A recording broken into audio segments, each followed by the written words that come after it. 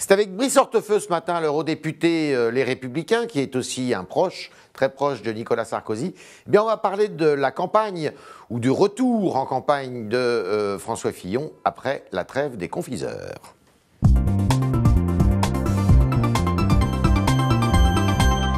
Brice Hortefeux, bonjour. Bonjour. Alors, Nicolas Sarkozy, d'après un journal qui s'appelle L'Opinion, juge ses proches maltraités par François Fillon. Il faut accorder un crédit à cela. Bon, vous êtes bien placé pour savoir que tout ce qui est écrit n'est pas forcément exact, Oui. Ou en tout cas n'est pas rigoureusement exact. Oui. Bon, vous savez, au XVe siècle, Louis XII a édicté un principe. Le roi de France doit oublier les querelles du duc d'Orléans. Cela signifie tout simplement que c'est au vainqueur de rassembler. Et il appartient donc à François Fillon de trouver les mots justes et les gestes forts. Il les a.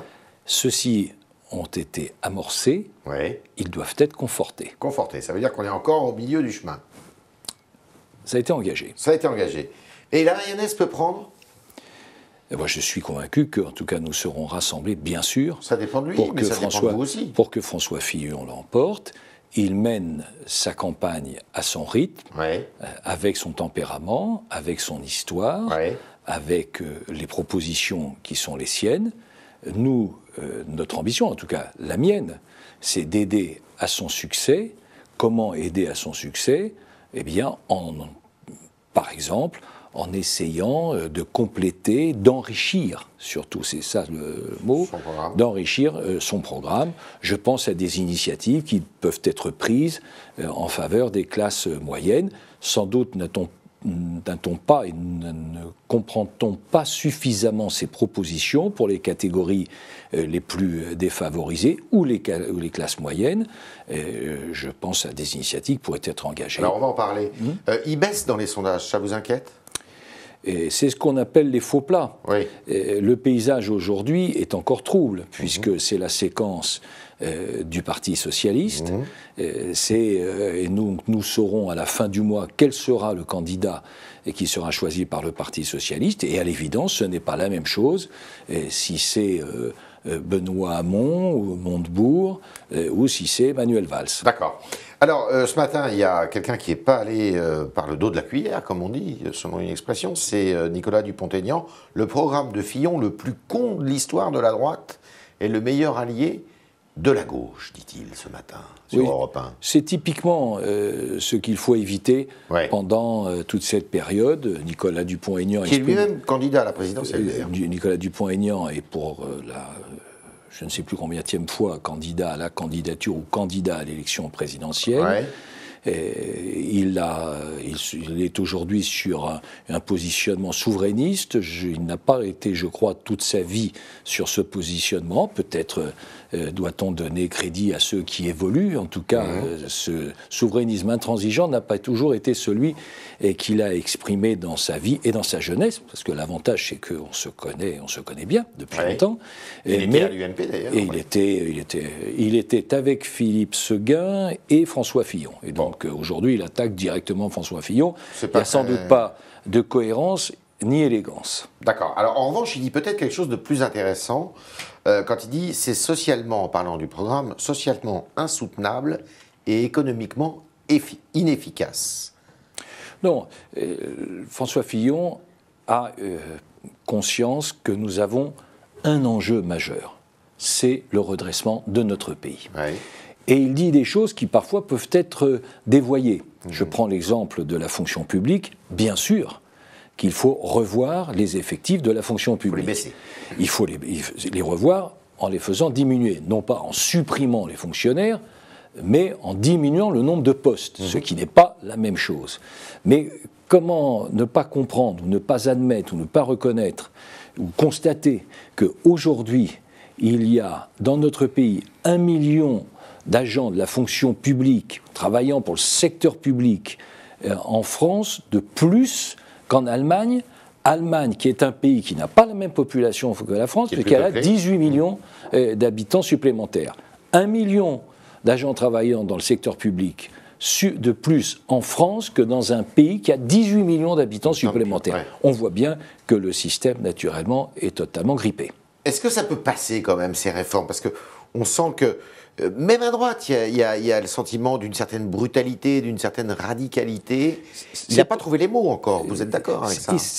C'est pour cela qu'il faut enrichir le programme avec des gestes, des attentions à l'égard des classes moyennes. Ça passe naturellement par une politique familiale, et ça, François Fillon est très clair sur ce sujet. Ça passe par des initiatives à adresser à ceux qui ne sont pas les mieux lotis, les plus favorisés de la population. C'est des gestes fiscaux? Oui, je pense à quelques initiatives. Je pense par exemple à la défiscalisation des heures supplémentaires, qui est aujourd'hui proposée par pas mal de candidats, et pas encore, y compris à gauche, mais pas encore par François Fillon, alors que lui-même a été auprès de Nicolas Sarkozy, sous l'autorité de Nicolas Sarkozy, un initiateur de cette mesure. Mais ça peut être une baisse de la TVA ciblée sur les produits de première nécessité, si on l'augmente de l'autre côté, et ça peut être aussi une baisse des cotisations salariales patronales, ce qui en réalité aboutirait à une augmentation du salaire net. En tout cas, nous devons impérativement agir et proposer de l'espoir à ceux qui ont été les victimes du quinquennat de François Hollande, Manuel Valls et Emmanuel Macron. Et sur l'immigration, si vous avez... Alors là, j'imagine que vous lui avez conseillé des choses. Sur l'immigration, chacun a conscience, et François Fillon particulièrement, que le système est totalement à bout de souffle. Premièrement, d'abord parce que nous accueillons en réalité sur le territoire français chaque année, si l'on fait le compte de ceux qui viennent en situation légale, de ceux qui sont en situation illégale, de ceux qui sont les déboutés du droit d'asile, c'est en réalité 300 000 migrants supplémentaires qui arrivent chaque année sur le territoire français, soit, pour prendre une image simple, c'est l'équivalent de la ville de Nantes ou 2 fois la ville Clermont-Ferrand. C'est le premier élément. Deuxième élément, la situation, la politique de l'asile est en situation d'embolie. Nous avons, sur la dernière année, connu aux alentours de 88 000 demandeurs d'asile supplémentaires annuels, enfin pas supplémentaires, annuels. Ça va sans doute augmenter. Cela a déjà augmenté de 35% sur les 2 dernières années. Et s'il n'y a pas des initiatives fortes, cela continuera inéluctablement à s'aggraver. C'est quoi les initiatives? Alors, les initiatives fortes, et j'ajoute que, pardonnez-moi pour être tout à fait complet, c'est que les 2 tiers de ces 88 000 seront déboutés. Et comme la Cour des comptes l'a rappelé, et vous-même d'ailleurs l'avez rappelé, 90% d'entre eux resteront sur le territoire français, c'est-à-dire qu'ils refuseront de partir, et ça rappelle donc cette triste réalité, c'est que la politique menée aujourd'hui sur l'asile est une machine à fabriquer des clandestins. Il faut donc arrêter cela. Comment l'arrêter? Il faut raccourcir les délais, par exemple. Qui ont déjà été raccourcis, mais il faut continuer à les raccourcir. Il faut revoir la liste des pays sûrs, puisque ce n'est pas logique. Si les 2 tiers des demandeurs sont déboutés, c'est qu'en réalité, ils ne sont pas des vrais demandeurs d'asile. Il faut fermer les frontières. Et il faut, troisième élément, prendre acte que toutes les filières d'immigration, comme le Conseil d'État lui-même, pourtant, toujours très... le Conseil d'État lui-même l'a reconnu au mois de décembre, il faut naturellement prendre acte que toutes les filières d'immigration confondues, ça aboutit bien sûr à accueillir des terroristes potentiels. Et donc il faut être, troisième initiative, il faut être très actif sur un point, c'est comprendre que ce qui s'est passé au Stade de France il y a quelque temps, ce qui s'est passé à Berlin il y a quelques jours, c'est-à-dire quelqu'un qui était connu, qui était fiché, qui était suivi, qui était dans des filières, est passé aux Pays-Bas, quitté l'Allemagne, est passé aux Pays-Bas, traversé la France et s'est rendu ensuite en Italie sans qu'il n'y ait à aucun moment aucun contrôle. Donc je dis une chose claire, c'est que la liberté de circulation est un acquis pour les citoyens européens. Cela doit être suspendu, provisoirement sans doute, pour les ressortissants non européens. François Fillon a raison de se dire gaulliste et chrétien. Oui, d'abord le gaullisme. Gaulliste, il n'y a pas de question. C'est à la racine de son engagement, ce qui est un point commun. Chrétien. Et chrétien. J'ai vu effectivement qu'il y avait une polémique. Oui. Mais s'il devait y avoir une polémique, c'est pas sur cette affirmation. C'est sur le fait que dans notre pays, Et ceux qui ont voulu se rendre à la messe de minuit, qui ont voulu prier, l'ont fait dans 2500 lieux de culte qui étaient placés sous protection. Quelle dérive préoccupante, inquiétante, que de voir la France et que de voir en France l'obligation de protéger 2500 églises pour que l'on puisse prier sereinement. Et je vous dis, que l'on soit pratiquant ou non, que l'on soit croyant ou non, c'est le signal d'une très grande dérive. Alors Bruno Retailleau a démenti, mais qu'est-ce qu'il faut faire avec François Bayrou alors? Parce qu'il y avait une information sur Europe 1 comme quoi Fillon lui aurait claqué la porte au nez, si vous me permettez l'expression, et Bruno Retailleau dit non, ça ne se passe pas comme ça. Qu'est-ce que vous faites avec François Bayrou? D'ailleurs, c'est vous-même, Nicolas Sarkozy et tout son entourage, qui avez soulevé le sujet pendant la primaire. Écoutez, la solution et la clé sont dans les mains de François Bayrou. Ouais. S'il est candidat, ça veut dire qu'il n'est pas d'accord avec ce que nous proposons. S'il est candidat pour la combienième? Ça serait la quatrième fois. Oui. S'il est candidat pour la 4e fois. Et s'il n'est pas candidat, il appartiendra aux familles politiques d'en discuter. Mais est-ce qu'il faut rentrer dans un marchandage? Comme aujourd'hui, sa position est en attente, eh bien, il réclame donc une attente. Eh bien, il l'obtient. Il l'obtient. Il a tort, François Fillon, de faire durer la conversation avec lui? Je pense que ce qui compte, c'est la clarté. Et donc, François Fillon avance avec clarté. Comment Fillon peut relancer la machine? Je crois que c'est ce qu'il est en train de faire. En ce moment même, il est en train de présenter ses vœux. Et demain, il sera à Nice pour évoquer notamment les questions migratoires. Et il fera le 29 janvier un important discours à Paris. Entre-temps, il se sera rendu dans l'Ain pour évoquer le sujet majeur de la formation professionnelle, qui est une des clés du redressement de notre pays. Donc, il a décidé, et c'est à son crédit, d'avancer à son rythme et avec ses propositions. Vous avez dit c'est à son crédit. Il faut qu'il trouve les mots justes et qu'il parle aux classes moyennes. C'est ce que vous avez dit. Voilà. Macron, c'est un danger? C'est une sorte de Bayrou des temps modernes. Oui, mais enfin, quand même, c'est assez particulier, non? Eh ben, en vous disant cela, je pense savoir résumer l'alpha et l'oméga, le point de départ et le point d'arrivée. Mais c'est un adversaire redoutable, à votre avis? Ça peut être un adversaire redoutable? En tout cas, ce qui est vrai, c'est qu'il était dans ma région ce week-end et qu'il y avait du monde. Peu d'élus engagés à ses côtés, mais il suscite de l'intérêt. Mais en avançant dans la connaissance de la vie publique, j'ai vu beaucoup de personnalités politiques qui suscitaient de l'intérêt. Et quand ça devait se transformer dans les urnes, là, les électeurs étaient aux abonnés absents. Brice Hortefeux, vous serez candidat aux législatives? Non, je suis député européen et à ce jour, j'exerce mon mandat de député européen. Vous nous donnez les nouvelles de Nicolas Sarkozy? Écoutez, il va bien. Il est, comme il l'a dit, il y a moins de passion publique que de passion privée. Il se consacre donc à sa famille et surtout, il aspire à une chose simple, c'est la discrétion totale. D'accord. La politique, c'est vraiment fini? Je pense que la politique, on a ça dans le sang. Donc l'intérêt pour la vie publique, pour la situation du pays, l'évolution de l'Europe, bien sûr, est intact. Il pourrait avoir un poste à très haut niveau européen? Je ne crois pas que ça soit son souhait. C'est pas son souhait. Mais c'est à lui d'exprimer. Je ne peux pas m'exprimer en son nom, mais et s'il décide une nouvelle orientation, il est avocat depuis plus de 40 ans, il l'exprimera, il l'indiquera le moment venu. C'était le talk de Brice Hortefeux qui vous a dit les propositions qu'il souhaitait voir avancer sur l'immigration, pour lutter contre l'immigration, et puis il conseille à François Fillon de trouver les mots justes, et puis aussi de s'adresser aux classes moyennes. Maintenant, chers internautes, nous allons avec Mathilde Sirot poser vos questions à Brice Hortefeux, que vous avez dû nous envoyer pendant cet entretien.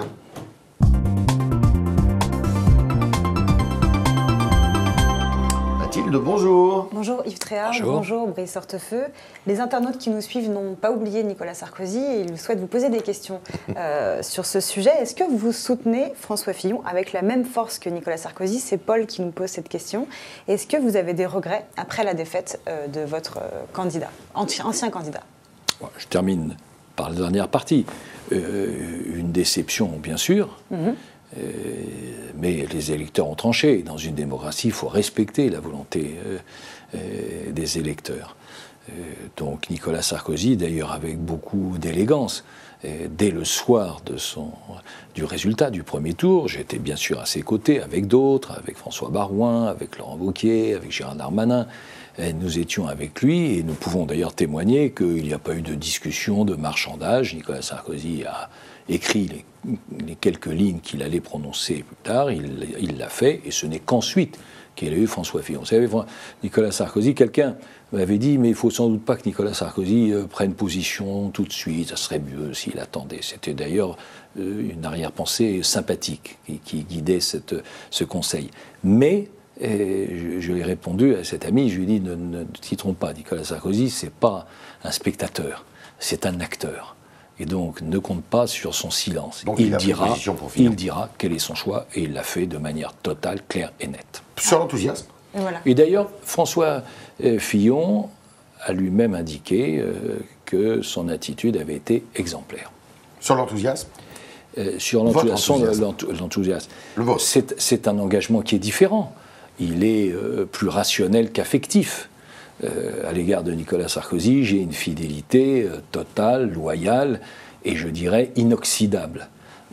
Aujourd'hui, comme Nicolas Sarkozy l'a indiqué, moi-même je me suis engagé tout de suite aux côtés de François Fillon parce que je pense que la priorité c'est le redressement de notre pays, que pour parvenir au redressement de notre pays, en réalité un mot, c'est la compétitivité. Si l'on restaure la compétitivité de notre pays, alors tout est possible.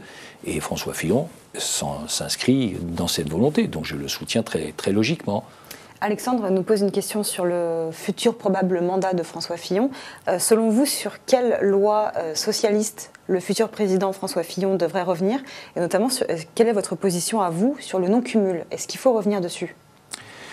Sur quelle loi faut-il revenir? Je pense qu'il y aurait beaucoup de choses, parce que ce quinquennat, ça restera comme un désastre social, une débâcle idéologique, une dérive migratoire et un décrochage économique. Donc, bien sûr, oui, bien sûr, et donc on était sur le point de couler, à vrai dire. La chaloupe est bien pleine. Hein. Bon. Donc, il faut revenir sur un certain nombre de textes. Je pense qu'il y a une préoccupation aujourd'hui très forte, qui est à la fois en matière sociale et en matière régalienne, c'est-à-dire sécurité, justice, immigration, et qu'il serait symboliquement utile de revenir naturellement sur les lois qui ont été adoptées ou qui ont détricoté les lois en matière de justice. Il faut adresser un signal fort sur la contrainte pénale, par exemple, sur les peines planchées, et sur le régime qui doit être celui des mineurs, parce que qui peut croire que la délinquance des mineurs aujourd'hui est la même qu'en 1945, donc il faut bouger naturellement tout cela. Donc il faut y aller, et il faut profiter du début du mandat pour y aller clairement et fortement. Sur le non-cumul des mandats, est-ce que vous souhaitez revenir dessus? Écoute, moi, j'étais hostile à la suppression du cumul. C'est pas très populaire, parce que est-ce que vous pensez qu'il faut cumuler Michel Charasse, qui est un expert de la vie publique et de mon département, disait, mais moi, dans ma commune, il n'est plus élu, puisqu'il est au Conseil constitutionnel, mais il disait, chez moi, il n'y a plus Guillaume, il pense, quand on parle cumul des mandats, il pense cumul des mandats postaux. Donc, c'est pas exactement cela. Moi, je pense qu'il était bien qu'il y ait un mandat parlementaire et un mandat qui soit un mandat local. François Fillon a exprimé un choix, ce n'était pas le choix d'ailleurs de Nicolas Sarkozy et d'ailleurs de ceux qui l'entouraient. Je pense qu'il faut se tenir à ce choix. Oui, et pourtant il y a une petite fronde à l'intérieur des Républicains. Hein. Écoutez, s'il appartiendra à François Fillon de trancher ça. Voilà. D'accord. Une question sur l'Europe. Myriam nous demande, Brice Hortefeux, en tant que député européen, quelle est votre position sur le CETA? Alors, il faut peut-être dire ce qu'est le CETA. Hein. C'est l'accord commercial avec les États-Unis. C'est un sujet très compliqué. On va y répondre dans quelques secondes parce que vous avez d'un côté l'assurance d'un certain nombre d'experts que cela nous donnerait plus de 0,5 points de croissance. Donc ça doperait la croissance. Vous savez, on est à 1,2, 1,3 en vérité.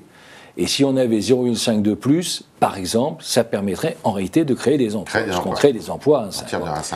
Et en même temps, il y a des inquiétudes et des menaces. Il y a des inquiétudes sur les questions environnementales.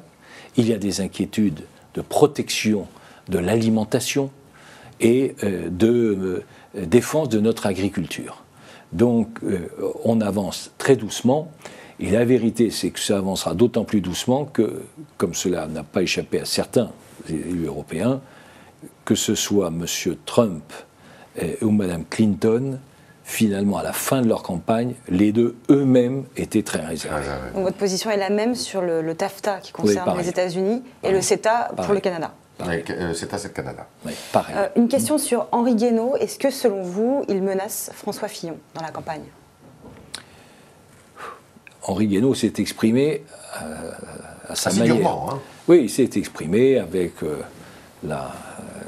l'enthousiasme, la sincérité et les colères feintes au réel qui sont les siennes. Il a fait un choix. Maintenant, il faut qu'il l'assume. Il peut avoir les 500 signatures, d'après vous? Moi, je suis... Henri Guénaud, ce n'est pas une candidature fantaisiste. Oui. Donc les 500 signatures, c'était pour éviter les candidatures fantaisistes. Henri Guénaud, c'est une réflexion, ce sont des choix que je partage dans certains cas, que je ne partage pas dans d'autres d'ailleurs. Mais en tout cas, il a une pensée, il a une idée, il a une conviction. Donc qu'il puisse l'exprimer à l'occasion d'un combat présidentiel, ça ne me choque pas. Vous seriez plutôt pour? Je n'ai pas dit que je lui donnerais ma signature. Moi, ma signature, je la donnerais à François Fillon. D'accord. Une dernière question, qu'est-ce que vous pensez des parlementaires qui sont allés en Syrie rencontrer Bachar el-Assad? C'est le cas de Nicolas Duhigg, Thierry Mariani et Jean Lassalle. Oui, concernant l'un d'entre eux, Thierry Mariani est un de mes amis, ce n'est pas une surprise puisqu'il l'a déjà fait à plusieurs reprises. Je pense que là-dessus, il faut être extraordinairement prudent et donc je me garderai bien d'aller plus loin. C'est une situation extrêmement compliquée. Il faut mettre à l'évidence tout le monde autour de la table.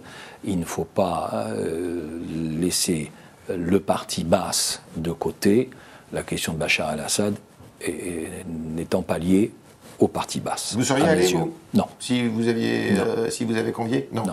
Et quand on accuse François Fillon d'être l'ami de Bachar el-Assad, ce qui met en colère aussi Bruno Retailleau, un des proches de François Fillon? Ça fait partie des très mauvaises polémiques. Ouais. François Fillon a toujours dit qu'il fallait effectivement réussir à mettre autour de la table tous les protagonistes, quels qu'ils soient. Et donc, ce surplan-là, honnêtement, le contester, c'est stupide. C'était les réponses de Brice Hortefeux à vos questions, chers internautes, et on remercie Brice Hortefeux de s'être prêté à cet exercice. Merci Brice Hortefeux. Merci.